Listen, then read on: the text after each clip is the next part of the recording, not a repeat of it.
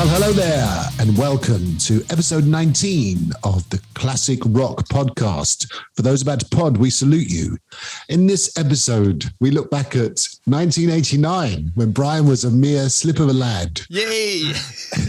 We take a look at the recent news and events in the world of rock. And we also dig around for hidden gems. Anyway, without further ado, here he is, the Limavady legend, Mr. Brian Maley. Yeah, Limavady legend. Hey, Matt, how are you? You good, mate? I'm very well, very well. How are you? I'm all right, actually. Yeah, I am. I don't know about you. I'm now starting to get gig tickets through the post. Yeah, yes, but these are gig tickets that I thought I'd lost because it's been 2 years since it's been rescheduled, and you know where you go. Have I got the tickets? Did I get the tickets?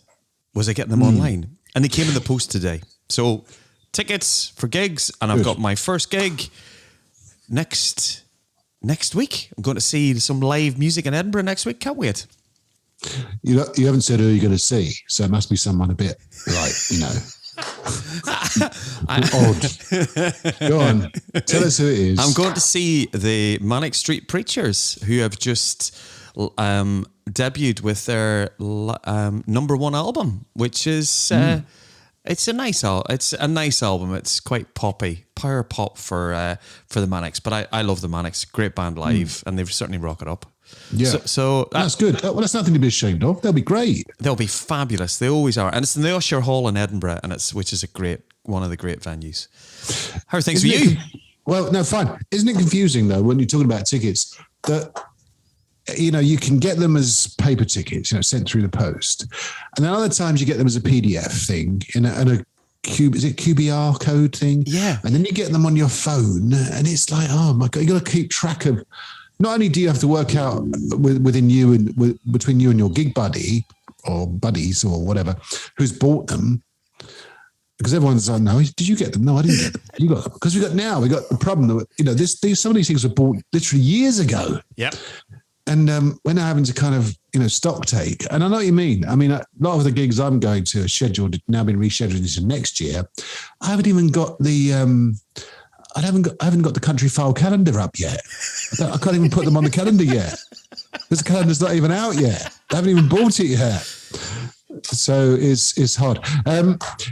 But so that's great. No, you'll enjoy the Manic Street Preachers. They'll be good. They'll be good. Now, a couple of things before we start. So we have got a few listeners, as you know, and we're very glad about that. We like our listeners and we like hearing from them. But I think I've heard from both our youngest and our oldest listeners, Brian. Oh. So the youngest listener is a young lady called Lola. She's only 10 years old and she listens with her dad and my friend Will. And Will said, would you give Lola a little shout out? So I said, yeah, of course. And I thought that's great. I thought it was great parenting, bringing your kids up to like rock. I don't know whether he's kind of brainwashed Lola to like rock. I imagine, knowing Will, he probably has. Most like we've all tried with our kids. But Lola's 10 years old. She's going to her first gig I think it's next month or the month after, the Dead Daisies and the Choir Boys. So that's great. So she's going to see Uncle Glenn. She's going to see Glenn. Indeed. Yeah, I think it's a good start. It's a good first gig, isn't it? Exactly. The Dead Daisies. And then at the other end of the spectrum, I got a text from our oldest listener. At least I think he is. If anyone knows any different, then please let us know. But my father-in-law, John, 78, listens, enjoys it. His favourite person is you. Well, thank you very much. In fact, I'll just read the text he sent me. He said, "Hi Matt, really enjoy the podcast, especially like the parts when the other guy speaks and you don't, because I really like his Irish accent. And by the way, please stop doing the impressions because you're not very good." And I thought that's great. No, that wasn't true. I made that up. But that's good. No, thanks for listening, John. And thanks for listening, Lola. We appreciate it. We appreciate everyone listening. I've only got one thing to say. When Will listen, and we'll get this show out quickly. Will make sure that when you take Lola to the gig, make sure she's got ear protection. Yes. Protect her ears. And anybody that goes to gigs, look after your ears. I thought you were going to break into hello, Lola. But you didn't. Anyway, have a good time, Lola, and hello, John. Right, so what's been happening in the world of rock news, Brian? Well, some world news in rock. Literally just off the press today. I suppose some good news and some... well, it's kind of good news and good news. So Black Star Riders have just announced that they've signed a new multi-album deal with Earache Records. They were previously signed to Nuclear Blast, which I always thought was a cool name for a record label. I thought it was very punky. Nuclear Blast. So they've signed with Earache. I think they've got an album coming out in 2023.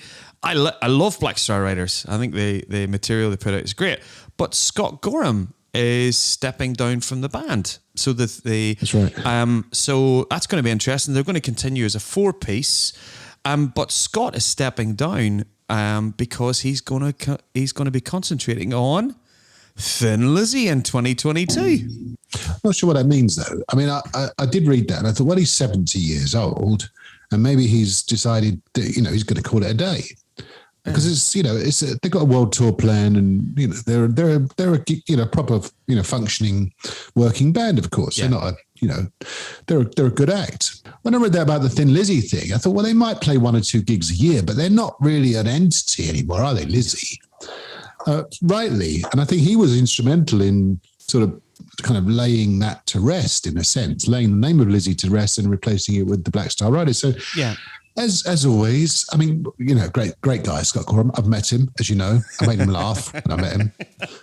I think he's such a nice guy. I think he was just being kind to me when I met him backstage at the Shivers of Empire a few years ago. But good on you, Scott. Hopefully it'll work out for everyone concerned. Black Star Riders are a strong band, though. Good front man in Ricky Warwick. Yeah. So who knows? But yeah. Good stuff. And the other thing in the news, which obviously we talked a couple of episodes ago about the Metallica cover that Miley Cyrus had done with Elton John, the Nothing Else Matters. So I did a little bit of listening to the album, the Blacklist album, which came out. It's a 54-track album. So it's basically the Black Album covered by various artists. So Dave Gahan from Depeche Mode is on it, Dermot Kennedy. But there's a young singer, I don't know him that well, called Sam Fender. Have you heard of Sam Fender at all? I have heard of him, yeah. He was one of the first guys in this country to do a socially distanced gig. When was that? Last summer? I think it was. Must have been last summer. I don't know. But yeah, certainly heard of Sam Fender. I've heard of him. Good name, isn't it? Good name for a rock guy. It's really, really good. He has done a live version of Sad But True. And what's really nice about some of the cover versions that done, they've put their own spin on it. So I'll stick it on the playlist. It's an excuse to put it on the playlist, Matt. Yeah. Sam Fender's version of Sad But True. Royal Blood, however, do a much more to the record version of Sad But True. So there's about 8 or 10 versions of Enter Sandman by Ghost. Weezer even do a version of it. So I checked through, and the good thing is if you're a Metallica fan or a completist, if you buy the album now, the album's 35 quid. But it's been all of the money's being split out and it's going to charity. So the money for the album. But if you're on Spotify, etc., it's really worthwhile having a listen to how other people have interpreted the Metallica Black album. So it's the Blacklist. So those are two things in news. What about you? Well, one thing, Brian, is Mark Tremonti has got a new album out under the name Tremonti, which is his band. And for those who don't know, Mark Tremonti is the guitarist in Alter Bridge, was the guitarist in Creed, and he's brought out his fifth album in a little under 10 years, which I think is amazingly prolific. Yeah. I've got most of the albums actually. He's really good, great singer, and obviously a killer guitarist. And got a new album out, which I'm looking forward to. And I'm just going to mention a few songs off the first album, which is my favourite of the Tremonti album, because I hope that when you hear these, you'll put these on the playlist. You Waste Your Time and Wish You Well off the first album, and an excellent song called Dust, which is on the album called Dust, strangely enough. Mm-hmm. But his new album is called Marching in Time, and I was reading about it today, and it sounds great. I'm really looking forward to it. He wrote it during lockdown, during the last 2 years or so. So there are kind of echoes of the world we've been in the last 18 months. So I'm really looking forward to that. The other album that has come out since we last spoke, we were getting quite excited about this because of the couple of tracks that come out, is the new Iron Maiden album. Oh, and get your notes ready. I've been listening to it quite a lot, actually, and I'd be interested to hear your thoughts on it, Brian. The new album is called Senjutsu, which basically means strategy and tactics in Japanese, apparently. And it, as we said before, it weighs in at over 80 minutes, got 10 songs on it. So even I can work out that's an average of 8 minutes per song. But I was listening to it today and I was thinking about it, but I'd be interested in hearing your view on it, Brian. So, sucks in teeth. Be nice, Brian. Be nice. The first thing I've got to say off the bat is I'm a massive Bruce Dickinson fan. And when you think when they recorded this album, this album's been in the can for nearly 2 years. Yeah. And Bruce has had throat cancer. He's wrecked his Achilles heel, and I think he's had hip surgery as well too. So Bruce, hip replacement. Yeah. Yep. So Bruce doesn't affect his singing though. No. But he's. I have to say, Bruce's voice on this album is just immense. And the production's great. When we were talking about productions in the last show, Kevin Shirley's done a great job on the album. For me, I think with this album, you've got to be patient with it. I think you've got to give it a few listens, because my favourite track on it, I know I'm starting to like it now because my favourite track's changing now and again. Mm-hmm. Obviously the Writing on the Wall was the single, which I thought was great. Yeah.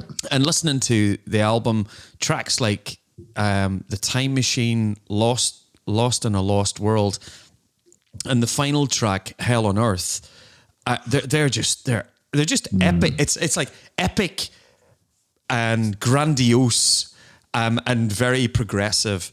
For my tastes, and maybe this is where I'm a bit more of an occasional Iron Maiden fan, I do miss the 2 minutes to midnight, Flight of Icarus, the 3 or 4 minute song. And there's a couple of the tracks like, even a track like, Time Machine, which is 7 minutes. That's a short one on the album. Yeah. Some of the time signature changes. I'm listening to it in my headphone, walking about and stuff, and then it goes, you get this lovely acoustic interlude, and then they come in with a strange time signature, and it's like, all right. And I thought it was a little bit disjointed for my tastes around some of the arrangements. So that's my initial thoughts on the album. Absolutely there's no thinking back to the past. This is a nice, The Book of Souls was a great album. This is a good album. They're doing where they are now. It's not a regurgitation of Number the Beast or Power Slave, etc. No. I think they have, I mean, they've got 40 odd years, more than that, 45 years. Maiden were formed in 1975. It's been going a very long time. Yeah. And they have grown as a band. And I think they are now, certainly in the last few albums, they've grown into a band which doesn't really do short songs. As you say, the Troopers and the Flight of Icaruses and Run to the Hills. And as I was listening to this, I'm thinking, wow, they've come a long way since Prowler and Sanctuary and, stuff off the first album, but there's stuff off the pre-first album to an extent. Yeah. I mean, they've always had that kind of proggy sort of feel to them. Steve Harris has made no secret of the fact he's a big Jethro Tull, Genesis, Yes, fan of prog rock, and that's really come through in the last couple of albums. It does become a little bit formulaic, though. That's the only thing I would say. I mean, the songs are good, and they are really, really well crafted and very interesting to listen to them. Darkest Hour's got that kind of Churchillian undertone. Time Machine's really good. I love that. That's a Harris and Janet Gare's collaboration. Interesting subject matters. My favourite song on the album is Hell on Earth. I would have to say right at the end, weighing in at something 11 minutes 20 seconds. As I was listening to it, I think that there might be a tendency for them to write long songs for the sake of writing long songs, in a sense. And I've thought this over the last few albums, but the thing is, Maiden can do what they like, really. They've got that kind of artistic license to really go where they want to do. If they want to do 12-minute songs, I think Empire of the Clouds was on the last album, was like 18 minutes. Yeah. Which is colossal for a song. I've heard, interestingly, that Nico McBrain's quite keen on doing this album in its entirety live, which will be phenomenal to try and do that, as you say, with all the time signatures and all the different bits and pieces and so on. There's a couple of bits which are going to be difficult because in the final song that we mentioned, Hell on Earth, Bruce Dickinson essentially kind of harmonizes with himself, which works really well. The keyboards sound great, and I've always liked Maiden with keyboards, right back to the Seventh Son album. So I think it's good. I think it's a good album. And as you say, if you're going to listen to it, you've got to kind of invest in it. You got to really kind of let it sort of get under your skin in a way, because it is quite a complex album. As we said, it's not short and snappy by any means, but yeah. So Senjutsu by Iron Maiden, good album. Looking forward to seeing it or some of it live.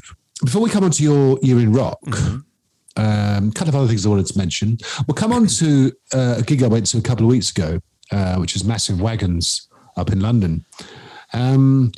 I also went to see something at the cinema, which is quite rare for me. I'm not a big cinema goer. When I go, I enjoy it. But I obviously, like a lot of people, I hadn't been to the cinemas for about 2 years. And I went to see Cinema Strangiato, which is a film about Rush's 40th anniversary tour. And there's lots of live bits and pieces. I'm actually tonight wearing my Rush t-shirt, coincidentally. There you go. And it was good. It was quite moving in places because there's obviously a lot of focus on Neil Peart, and there's a nice little tribute to him at the beginning. But certainly look out for it. If it's out on DVD or it's re-released at the Cinema Strangiato, there's some really good tributes by the likes of Billy Corgan from the Smashing Pumpkins, Tom Morello, and his wife, who are massive Rush fans, which I thought was great. Yeah. My wife hates Rush. But they're not everyone's cup of tea, of course. Yeah. So there was some nice bits, some nice tributes, and it was a really fun film to watch. And you don't have to be a Rush fan to enjoy it. No, I think, and just you're absolutely right with it being. It's actually this with the success of the cinema. They're actually. I think it's either you'll probably get the details on Rush's website or their Facebook page, but they're actually going to stream the film from, I think it's the 1st of October to the 10th of October. So anybody who wasn't in a place where they could have gone and seen it at the cinema, because of the demand for it, they're actually going to stream it. I think it's about $15, etc. You can stream it and you can watch the movie. It's good. Recommend it. Okay, so we're done with the news, Brian? All good? Oh, yes, we are indeed. Okay. So last time I was taking the challenge of talking about 1989, and I seem to recall there was a little bit of kind of controversy about exactly how old you were in 1989. You thought you were 18. Exactly. I don't know where. Well, you were 20. I was. Just to set the record straight. For anyone who's been keeping track of Brian's age, we don't really give away anymore, do we? For fear of identity theft, of course. Anyway, so 1989, Brian. Do you remember it? You must remember it. I do, and I was genuinely at university. Oh, you were? Oh, that's good. I was. When I was, and it looks as if I had a residency at Newcastle City Hall. And I got to see 1989 was a really good year for gigs for me. I got to see gigs wise. I got to see Black Sabbath on the Headless Cross tour, which was the album with Tony Martin and Cozy Powell and Neil Murray. Often gets overlooked. I think that Tony was he called Tony the Cat Martin?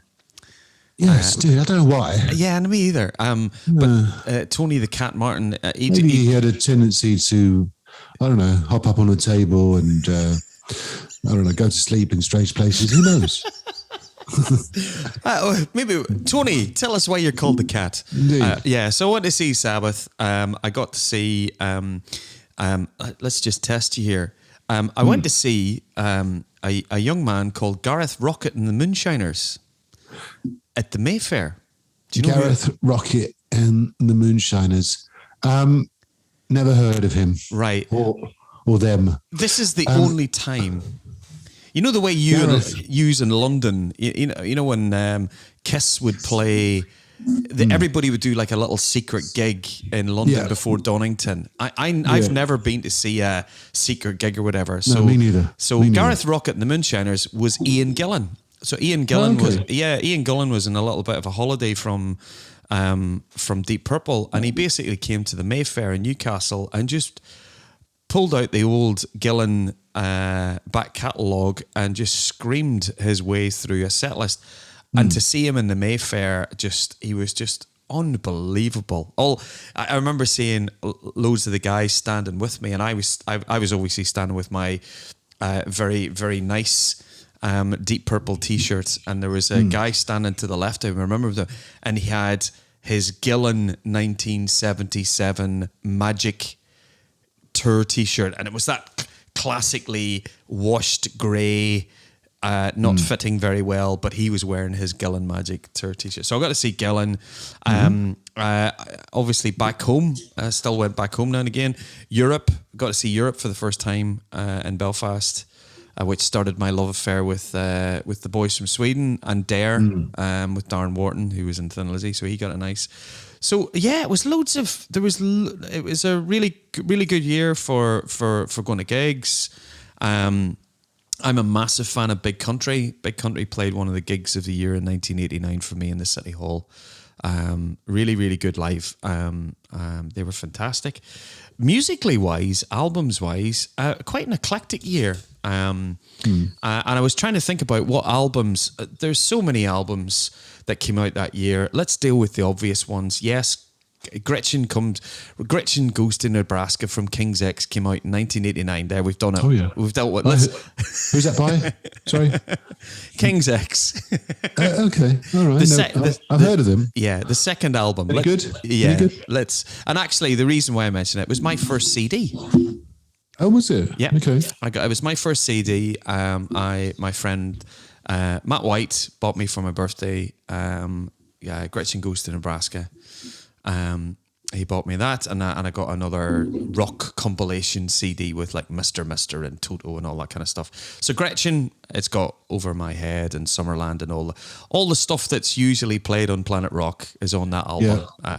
Well, you can put those on. I love those songs. Yeah, I'll put those on. Summerland is probably my favourite King's X song. Thanks to you. Yeah, well, it's a really good track. So that was King's X. But one of the albums and one of the bands. I'm sure you've seen this band. This band is incendiary. This band scares me. And when they came out with their second album in 1989, they were the real thing, and they were Faith No More. Right. Faith No More's second album with Epic and from I just remember that album coming out and it was just a game changer for me because I didn't know Faith No More at all. And they came out and that was getting a lot of play at clubs, you know, the hard rock clubs you were going to. So the first of the albums in 89, which had a great impact on me, was Faith No More's The Real Thing. And if anybody hasn't seen Faith No More, go and see them. They are amazing live. Have you seen them? I have not, actually. No. I do remember that era, though. You're right. I mean, those songs off that album, From Out of Nowhere, it's got a killer riff. Isn't it? Yeah. And Epic, of course. Yeah. Which is a great song. They do a cover of War Pigs on the album, don't they? But they also do a song called Woodpecker from Mars. Which it's the first time I've come across that song. I'm sure it's a great song. Yeah. Yes, I do remember that. Faith No More, great stuff. Yeah, it was a really good album. Then I go into more safer territory for me, Mr. AOR MOR that I am. One of my bands just to shout out. Obviously, FM released their second album, so it was 3 years from Indiscreets. They brought out their album Tough It Out, which is it's a great album. A lot of co-writes. Desmond Child was brought in, who wrote on the album. Bad Luck was the big single. They had it's a really strong album, and I thought when I bought the album and it came out, it was kind of on the back of, we're 1989, Bon Jovi were big, Bon Jovi, The Snakes, Def Leppard, everybody's turn. And I just thought FM with Steve Overland's voice was just going to be that next UK band, because he has that Paul Rodgers quality to his voice. But nobody bought the albums, and I think FM are just going to be one of those, or we're just one of those bands in the late 80s who just never took off. But again, we've seen them a few times at festivals, and they put on a great show. But Tough It Out, their second album's my favorite album. I'll put a few tracks on it, so that's a great one. If we go across to America, Bad English, which was the remnants of Journey, couldn't seem to get Steve Perry back in the band, so they got John Waite. Their debut album, Bad English, is fantastic. When I See You Smile was the big single. Best of What You Got was on the film Tango and Cash. I remember that at the end of it, end of the film, going, oh, great Bad English. So a great album, good rock album. John Waite sings. I suppose John Waite will always get, Missing You in the ballads that he's done, but he can rock out with the best of them. Other mentioned as well too, in '89, Blue Murder. Mm-hmm. Blue Murder, obviously on the back of John Sykes leaving Whitesnake, or Whitesnake leaving him. He put Blue Murder together with Carmine Appice and Tony Franklin, 3-piece, Geffen Records. Bob Rock produced it. Sounded immense, sounded brilliant, and it just sold maybe 500,000 copies. And Sykes as a singer was awesome. And they had an amazing video for Valley of the Kings, and they never put it out as a single. It just seemed to be one of those where you wonder if the record company was kind of going, we'll not really push Blue Murder for it to be a massive success, because we'd like David and John to get back together so they could write the successor to 1987, which David didn't do. He brought out Slip of the Tongue with Steve Vai. So there's a whistle-stop tour around just some of the albums of '89. We could talk about Mr. Big. Marillion brought out Season's End as well too. So for me, '89 was a really interesting year. Again, another bumper year of album buying. How about you, mate? I think the thing that stands out for me that year was the first Little Angels album came out. Now, I discovered Little Angels on a late-night TV show when I was living in Stevenage in Hertfordshire. I remember it well, actually. It was a late-night TV show. I think it was called The Power Hour or The Tower of Power or something like that.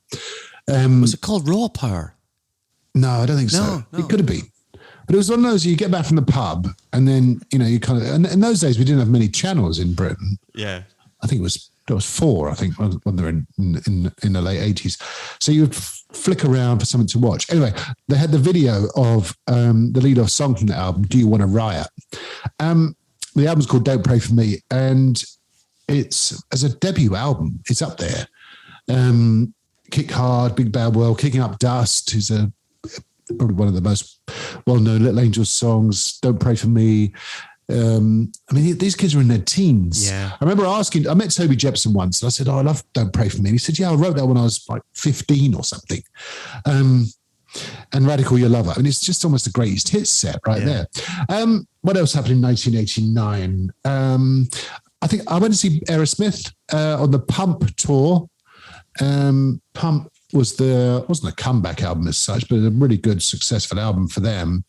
It had Love in an Elevator, of course, which a lot of people know that song. Janie's Got a Gun. Young Lust is on there. Plenty of good songs. A really strong album in that kind of comeback era for Aerosmith. Talking of, you mentioned the first CD you bought. The last vinyl album I bought until, let's say, the last couple of years was Journeyman by Eric Clapton.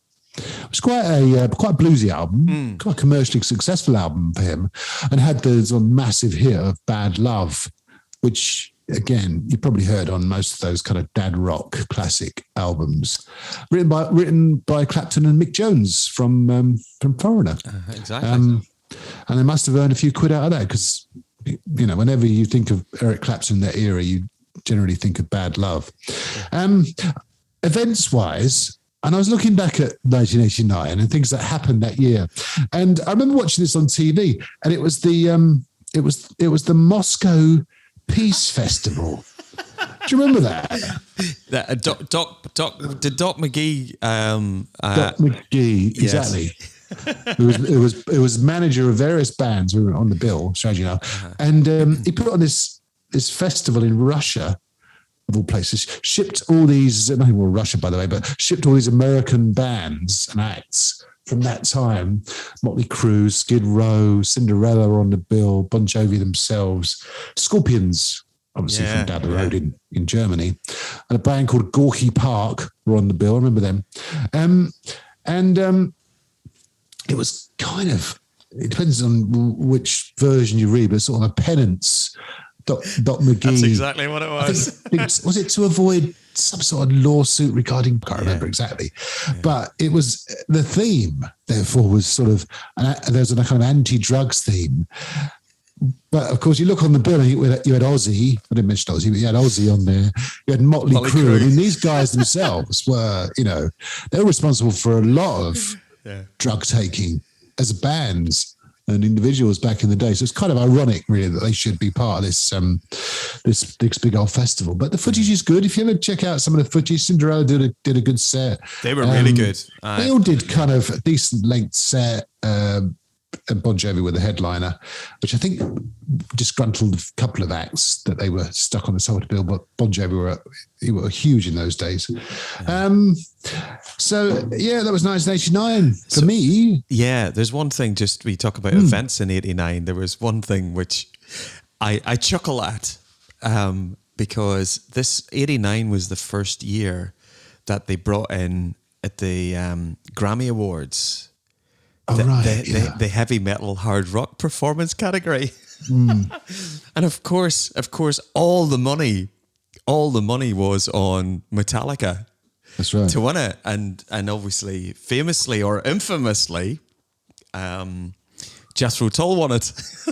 That's right. I remember. Yeah, they were gobsmacked, weren't they? Yeah, absolutely. And I'm not sure. It's one of if you ever had, heavy metal hard rock. And obviously, the Black Album doesn't come out for 2 years later, but the band was touring and Justice for All, and they were, at that time where they were probably doing, or at least thinking about their co-headlining tour with Guns N' Roses and stuff. They were the two big bands, but when you see some of the footage of and the Grammy Award goes to I know. And I think even to this day, Ian Anderson from Jethro Tull, he's quite embarrassed by it in a way. He really still can't believe it, 30 odd years later, that they were considered not only in that category, but they ended up winning it. Yeah. I think the album was Catfish Rising, possibly. I can't remember exactly which album it was that they won it for. But yes, I remember that. So it's an interesting year, 1989, but a good year, plenty of things going on. And I was thinking, at some point we should talk about secret weapons in bands, because over the months, we're doing this nearly a year now, Brian, by the way. Uh-huh. Over the months, we've been talking about secret weapons in bands, whether it be Michael Anthony or Adrian Smith or Viv Campbell. But Adrian Smith left Iron Maiden in '89. And he did, and formed ASAP. That's right. And I'm still wading my way, no pun intended, by his book about fishing and being an Iron Maiden, but mainly about fishing. But I still recommend it. It was a hidden gem a little while ago, wasn't it? It was indeed. So long ago. I was reading it then. I'm still reading it now. But anyway, so that was 1989, Brian. Thank you, and good job. Thank you. Good, nice choice of a year for me. You've made yourself up from that choosing of 2003 from a couple of episodes ago. Oh, was it 2000? You still haven't forgiven me for that, have you? Really? 2003 was okay. It was. Well, I'll take 1989 any day. So I'm going to give you a year, which I'm quite surprised we haven't done this year, because many people put this year down as this is not just my year in rock or your year in rock, is the year of rock. And we haven't done this year yet. We've done the year 2000. We've done it already.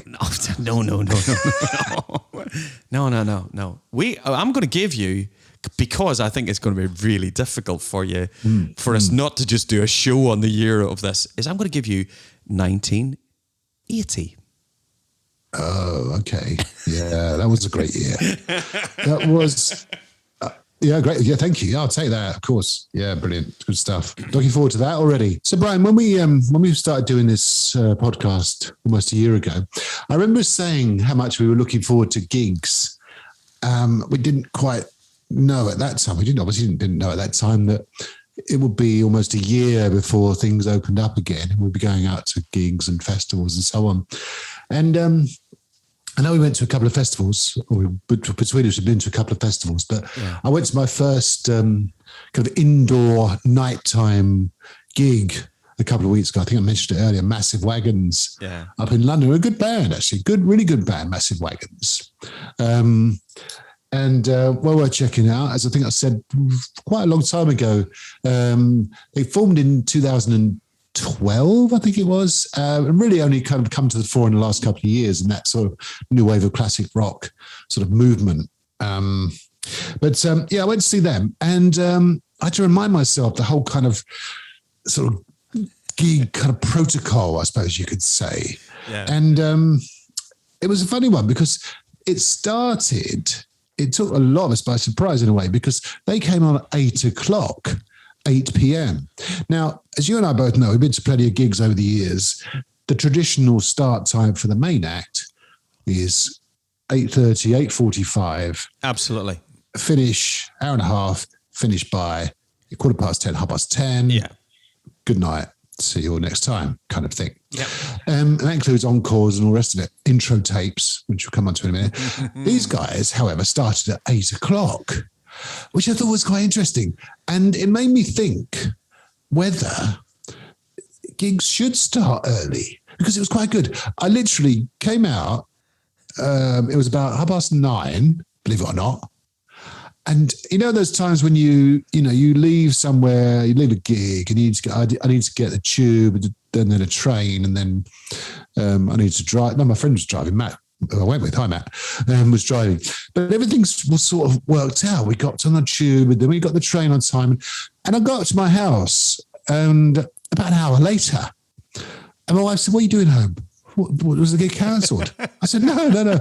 I was literally back for Match of the Day, Brian, which is a classic British football show, by the way, for those who don't know. Soccer show. Soccer show. Tottenham, Arsenal. Sorry. Manchester, DC. Manchester Hotspurs. What a bit Lars Ulrich there, didn't I? Hey everybody, it's me, Lars Ulrich. Welcome. Anyway, where was I? So it made me think, apologies to our American and Danish and American/Danish listeners, by the way. So it made me think whether in fact gigs should start early. Because you think about it, you go from work or a Saturday, you go up wherever you go. And there's a lot of hanging about, and then you go to the gig and then you come out. And, we've been to gigs where they've kind of gone on late. But what do you think about that? Gigs starting early, finishing early. I am a big fan of that. Usually for me, I'm traveling. If I'm traveling to a gig and I'm driving, you're at the gig and it's usually half past 10. You're going, okay, that's fine, whatever. It's when you get to 11:45 and you're standing in Leeds, listening to Pearl Jam pull out one of the greatest gigs of all time, and you're looking at your watch going, it's a 3-hour drive back to Scotland. And I do think for a lot of people, how many people are at the end of a gig or they're watching the encore and they're going, I've just missed the last train back to, back to Brighton or Bournemouth. You know what I mean? And it does take a little bit of the enjoyment out of it if you're thinking, do you know what? I'll skip the encores. Earlier means I think you tie in with logistics better. Yeah, you're not running about. I know that sounds like a boring answer, but I think it just works out for everybody. And also, if after a gig and it finishes at 9:30, 10 o'clock, you can go for a bite to eat. You can go and have a look at the merch stand. It's just more relaxing.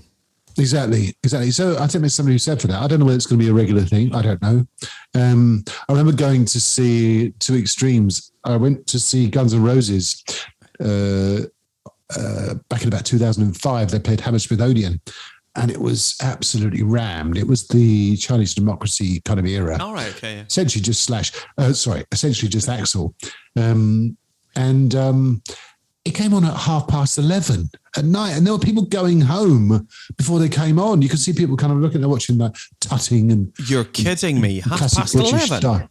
Yeah, and we came out there about 1:30 in the morning, and in this country, not so much now, but certainly 15 wherever it was years ago, public transport in London had closed down. Yeah. So it was very as we know, Guns N' Roses kind of smartened up their act a bit these days, and they too tend to run to time. I was talking to a friend of mine recently, and she said that her and her husband went to see Guns N' Roses a few years ago, and they expected them to be late on, and they came on time, and it threw everyone out. I was running in from wherever they were, downing their pints and finishing their burgers and everything, running into the stadium to see them because they started on time.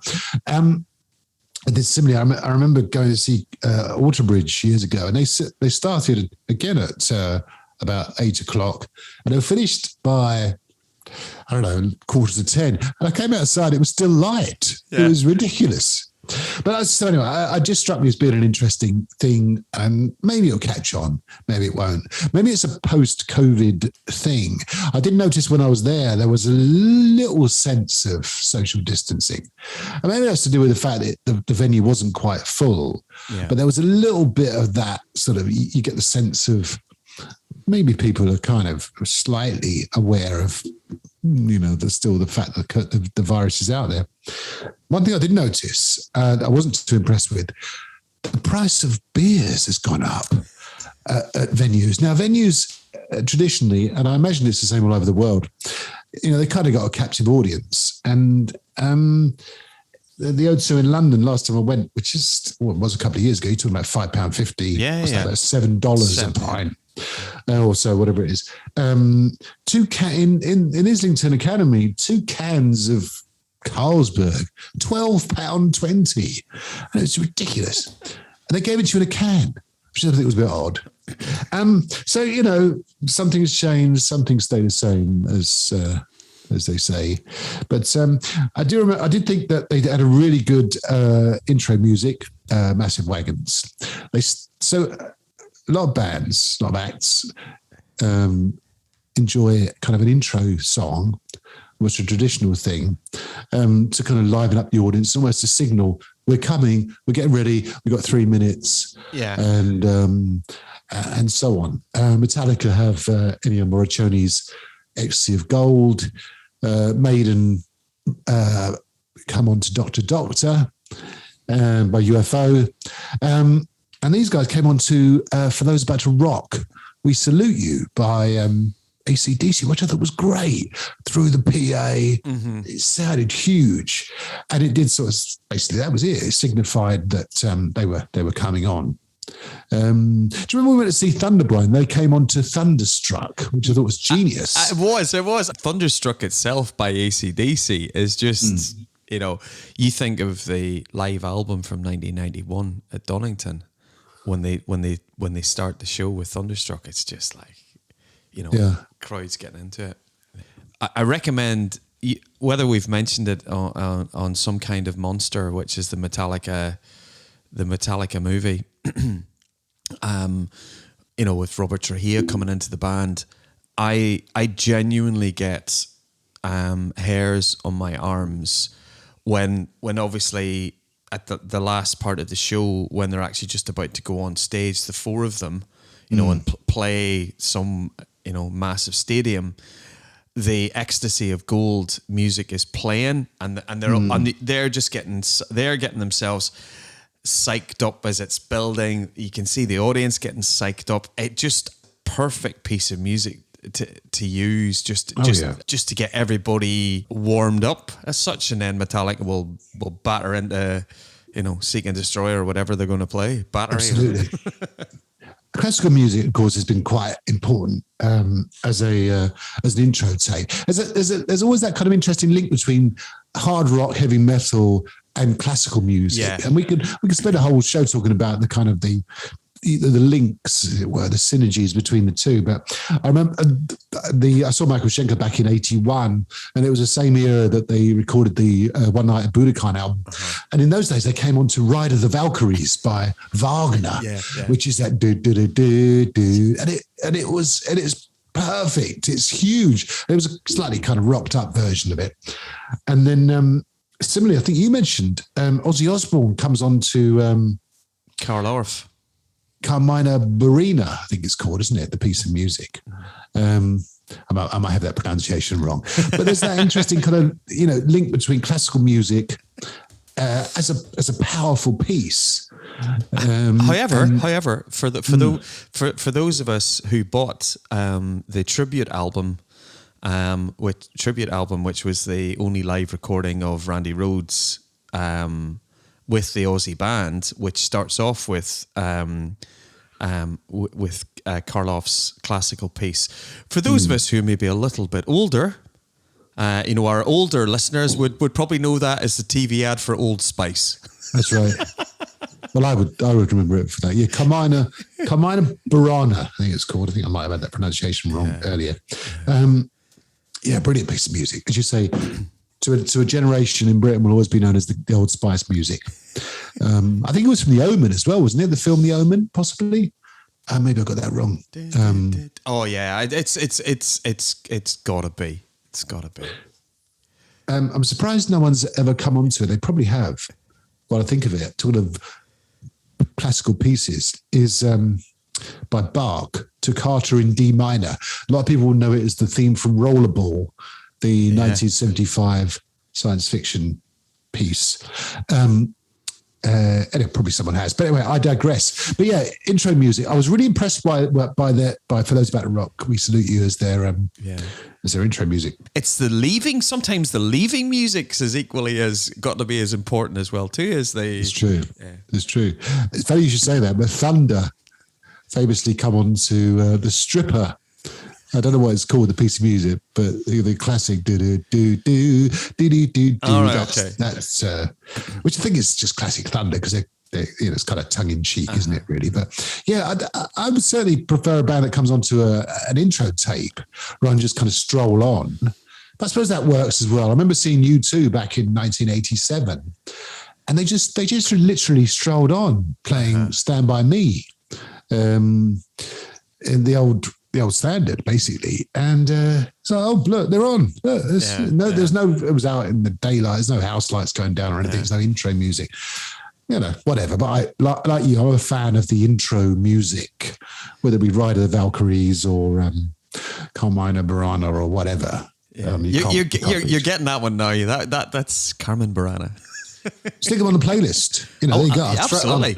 I've dropped it. But yeah, great songs by Massive Wagons. We talked about In This Together, which was actually written pre-lockdown. Ratio is a great song. And also a song called The Curry Song. And this gives you a sense of what they're like. They don't take themselves too seriously, but they've got a song called The Curry Song. Back to the Stack is a tribute to Rick Parfitt from Status Quo. So yeah, good song, good band, good songs, and I would recommend them. They're still on tour, I think, in Britain. So check them out if you can. Massive Wagons. Yeah, and it's great band. And there's there's quite a lot of good live music. There's a few bands that were up in Edinburgh last week. Blackwater Conspiracy, which is a great band from Northern Ireland. So there are venues are open up again, and bands are touring. So get out and see your favourite bands. Indeed, whether you're here or in the US or wherever, there's someone to go and see. Exactly, and support the up and coming bands because they won't charge you £200 or $200 to go and see them. So that was gigs. We'll talk about teleprompters, pros and cons next time. Okay. If you like, because we're running out of time now. I just wanted to mention that, as I said, we're recording this on the 21st of September, and tomorrow is the 70th birthday of Mr. David Coverdale, and we wish him well, to coin one of his songs. So happy birthday, DC. I'm sure he'll be celebrating in style in his Lake Tahoe home. Quite a tongue twister there, isn't it? Darling. His Lake Tahoe home. Probably drinking some mineral water, darling. Darling. Pass me a glass of mineral water, will you, darling? But yes, happy birthday, DC. Mm-hmm. Have a great one. Which brings us on to, Brian. HGT. Hashtag HGT. I did check it out. It's not a terrorist movement or anything or medical thing or anything like that. HGT. So we're okay with. Hasn't really caught on though. Hashtag HGT, but it stands for, of course, Hidden Gem Time. So, what have you got for us this time, young Brian? I have two. Oh, do you? Yeah. Okay. I've only got one. No, it's okay. but I'll do it quickly. I'll do right very quickly. No, that's okay. It's okay. I only have. Oh yeah, let's get to it. One's an album, one's a single. The album I want to recommend from probably one of the best gigs that I went to in 1989.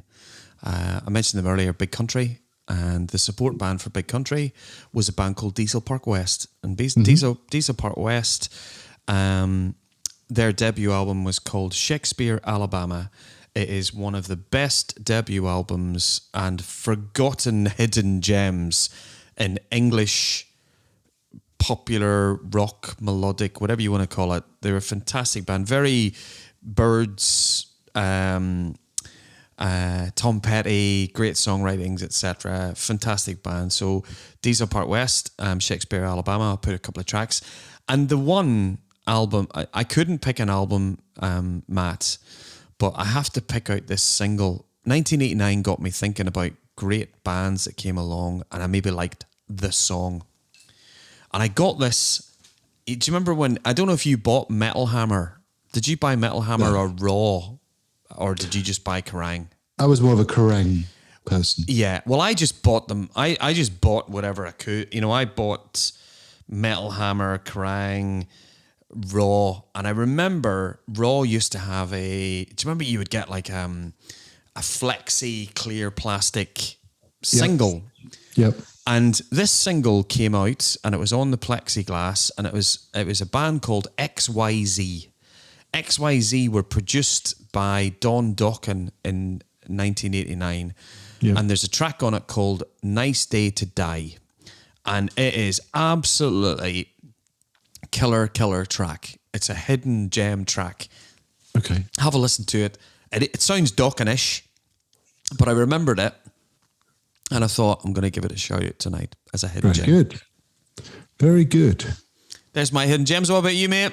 I look forward to it. So mine's a documentary, actually. It's quite recent. In fact, very recent. I only watched it the other night. And have a look around for it. Certainly in Britain, you'll be able to see it because it's still available. It's called When Nirvana Came to Britain. Now, this charts the period from 1989 to 1994 and really kind of mirrors the growth of Nirvana over that period. Uh-huh.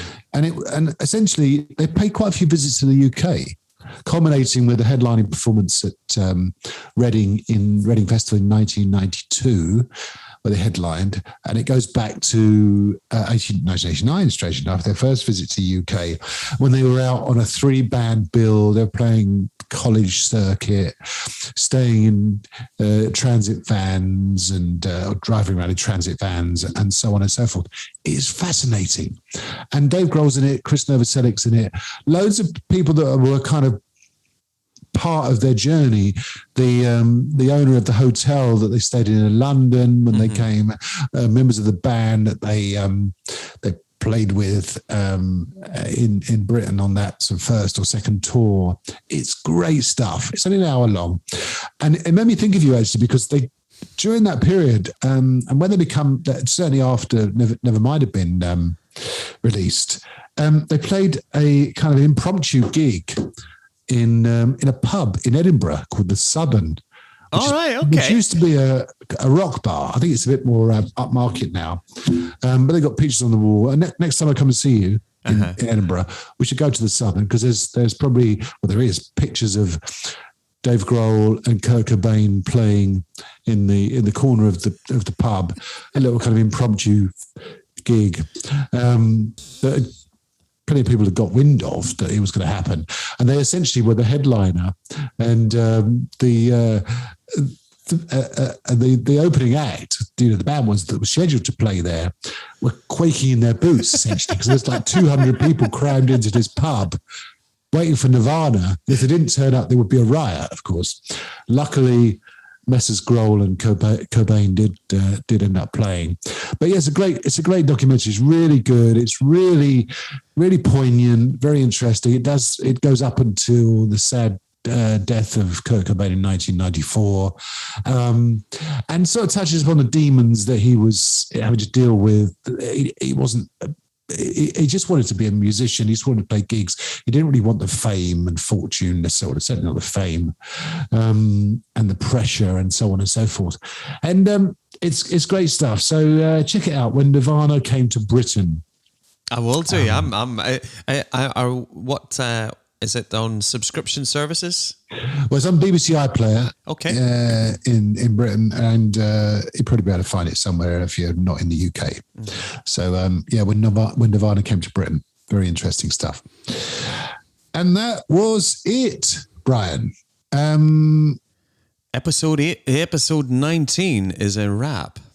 Indeed, it is indeed, and we move upwards to episode 20 next time. We do indeed.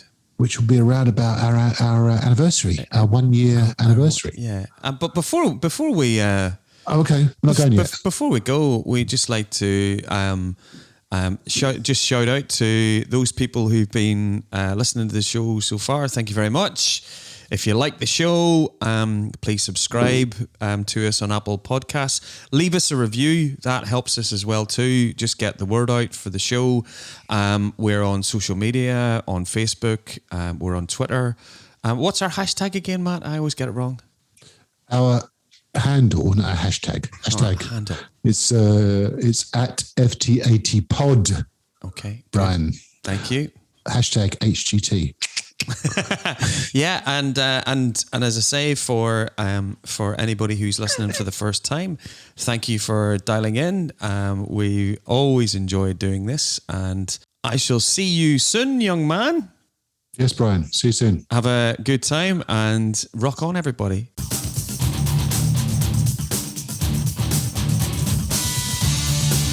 For those about to pod, we salute you is a Mealy Rogers media production. Thanks for listening. Please subscribe. We'll see you next time.